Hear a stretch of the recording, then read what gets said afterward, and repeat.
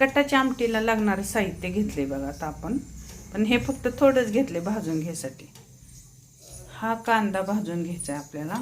आलं घेतले, खोबरं घेतले, कोथिंबीर घेतली आणि इथं लसूण घेतलं आहे. हे आता आपल्याला भाजून घ्यायचं आहे मस्त मध्ये.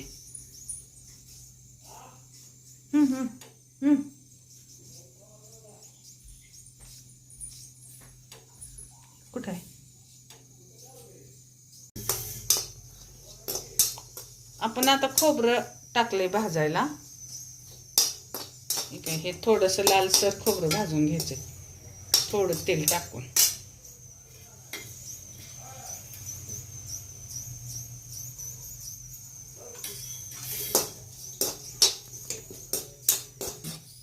खोबरं भाजून झालेलं आहे लाल. आता हे आपण काढून घेणार आहे.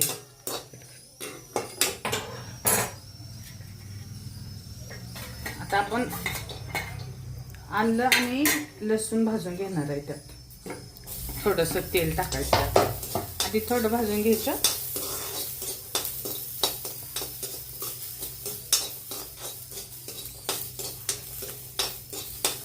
खूप छान कट येतो याने.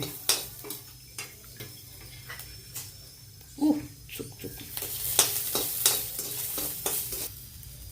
आपल्या लसूण आलं भाजून झाले, काढून घेते आता मी. लय पण करपवायचं नाही. आता आपण कांदा टाकणार आहे भाजायला.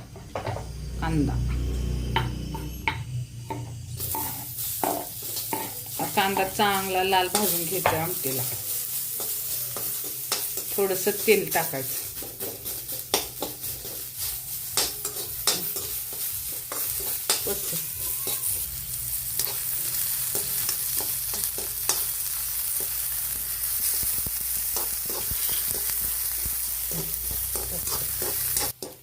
असा कांदा खरपूस भाजून घ्यायचा. आता हा आपला कांदा भाजून झालेला आहे, काढून घ्यायचा आहे आता आपल्याला.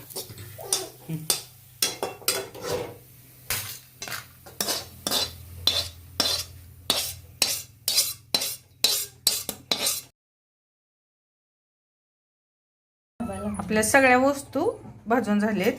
तर हे आपण वाटून घेणार आहे मिक्सरमध्ये. उकळत कुठलं तर लय भारी होतं बरं का. तर हे घ्यायचं वाटून मिक्सरमध्ये. चला आता आपण कटाची आमटी करायला लागलोय. तर कटाच्या आमटीला बघा मी साहित्य घेतलंय. हे आपण डाळ शिजवलेल्याचं येळवणे आहे, ते काढलंय बघा.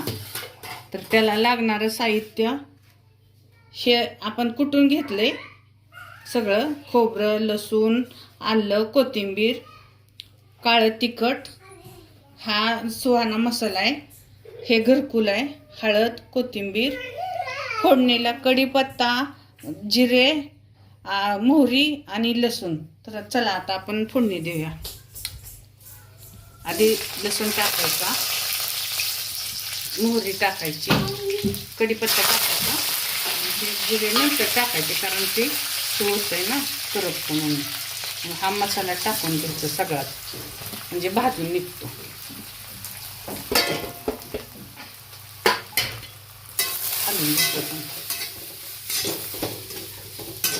हे थोडंसं हलवून घ्यायचं आणि लगेच वाटायचं, नाही तर ते करपून जातं तेल.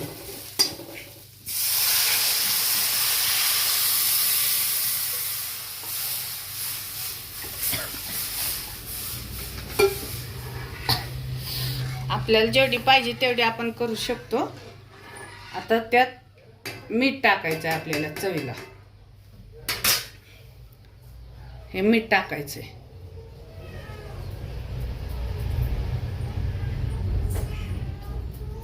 आणि थोडं उकळी 5 मिनिटांनी उकळू द्यायची आणि मग वरून कोथिंबीर टाकून द्यायची त्याला. तर ही आपली कटाची आमटी उकळून तयार आहे. तर आपण आता त्याच्यावर कोथिंबीर टाकणार आहे अशी. मग खूप छान कट येतं त्याला.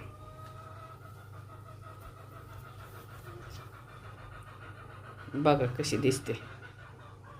कटाची आमटी आपली उकळून तयार आहे.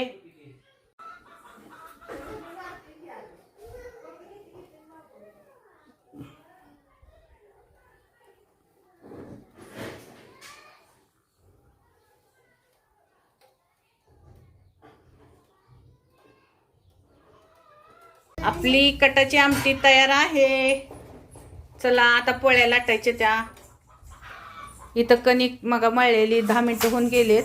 आता भिजून चांगली मस्त भिजली अशी, हो का, मऊ भिजली हा. तर लाटून घेणार आहे. हे पुरण केलेलं पोळपुटाला कापड बांधून घेतलंय मी, हो का, कारण व्यवस्थित पोळी येते बांधल्यावरनं. तेल घेतले, तवा तापायला ठेवलाय. चला आता आपण पोळी लाटूया.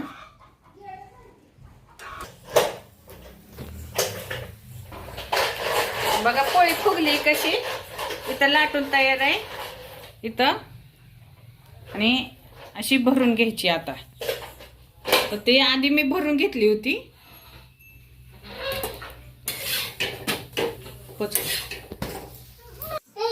हे असं आपल्याला उंडा करायचा आहे बघा. आणि ह्यात पुरण घ्यायचं, ह्याचं असं गोळा करून पुरण घ्यायचं. हे असं जास्त भरलं ना फुटतं, मग त्यामुळं मापातच भरायचं. हे असं करून आता आपण लाटून घेणार आहे.